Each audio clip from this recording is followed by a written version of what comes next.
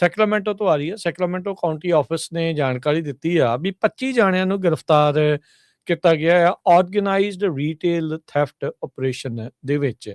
Sacramento County sheriff office ਨੇ ਇਹ ਜਿਹੜੀ ORCT organised retail crime task force ਉਹ ਬਣਾਈ ਹੋਈ ਸੀ।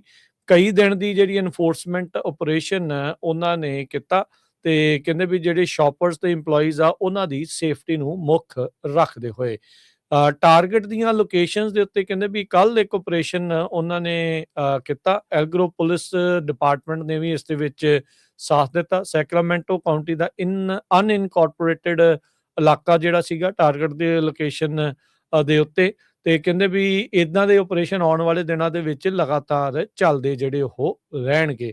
ਨਾਲ ਹੀ ਉਹਨਾਂ ਨੇ ਲੋਕਾਂ ਨੂੰ ਦੱਸਿਆ ਵੀ it's never cool to steal, ਵੀ ਚੋਰੀ ਕਰਨਾ ਚੰਗਾ ਨਹੀਂ ਹੁੰਦਾ। ਤੇ ਕਹਿੰਦੇ ਵੀ ਕ੍ਰਿਸਮਸ ਦੀ ਸਾਊਂਡ ਟਰੈਕ ਦੇ ਉੱਤੇ ਅਰੈਸਟ ਹੋਣਾ ਹੋਰ ਵੀ ਤੁਹਾਡੇ ਲਈ ਮਾੜਾ ਹੋਊਗਾ।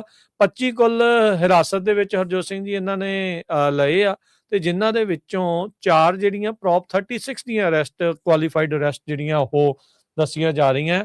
ਪ੍ਰੋਪ 36 ਉਹੀ ਆ ਜਿਹੜੀ ਹਰਜੋਤ ਸਿੰਘ ਜੀ $950 ਵਾਲੀ ਜਿਹੜੀ ਚੋਰੀ ਨੂੰ ਬਾਅਦ ਦੇ ਵਿੱਚ ਚੇਂਜ ਕੀਤਾ ਸੀ। ਉਹਨੇ ਰੀਸੈਂਟਲੀ ਲੋਕਾਂ ਨੇ ਤੰਗ ਆਏ ਪਏ ਸੀਗੇ ਤਾਂ ਉਸ ਦੇ ਕਰਕੇ। ਸੋ ਪਹਿਲੇ ਦਿਨ ਦੇ ਵਿੱਚ 25 ਗ੍ਰਿਫਤਾਰੀਆਂ ਜਿਹੜੀਆਂ ਆ ਸੈਕਰਾਮੈਂਟੋ ਇਲਾਕੇ ਦੇ ਵਿੱਚ ਕੀਤੀਆਂ ਗਈਆਂ, ਜਿਹੜੀਆਂ ਚੋਰੀ ਚਕਾਰੀ ਕਰ ਰਹੇ ਸੀਗੇ ਵੱਖ-ਵੱਖ ਰੀਟੇਲ ਸ਼ਾਪਾਂ ਤੋਂ।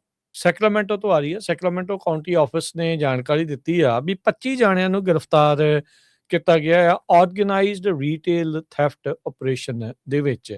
ਸੈਕਰਾਮੈਂਟੋ ਕਾਉਂਟੀ ਸ਼ੈਰਿਫ ਆਫਿਸ ਨੇ ਇਹ ਜਿਹੜੀ ORCT organised retail crime task force ਉਹ ਬਣਾਈ ਹੋਈ ਸੀ।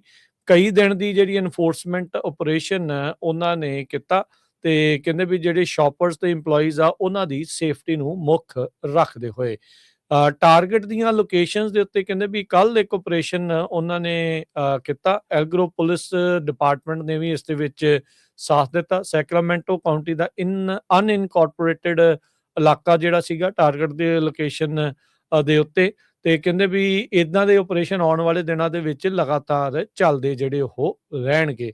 ਨਾਲ ਹੀ ਉਹਨਾਂ ਨੇ ਲੋਕਾਂ ਨੂੰ ਦੱਸਿਆ ਵੀ it's never cool to steal, ਵੀ ਚੋਰੀ ਕਰਨਾ ਚੰਗਾ ਨਹੀਂ ਹੁੰਦਾ।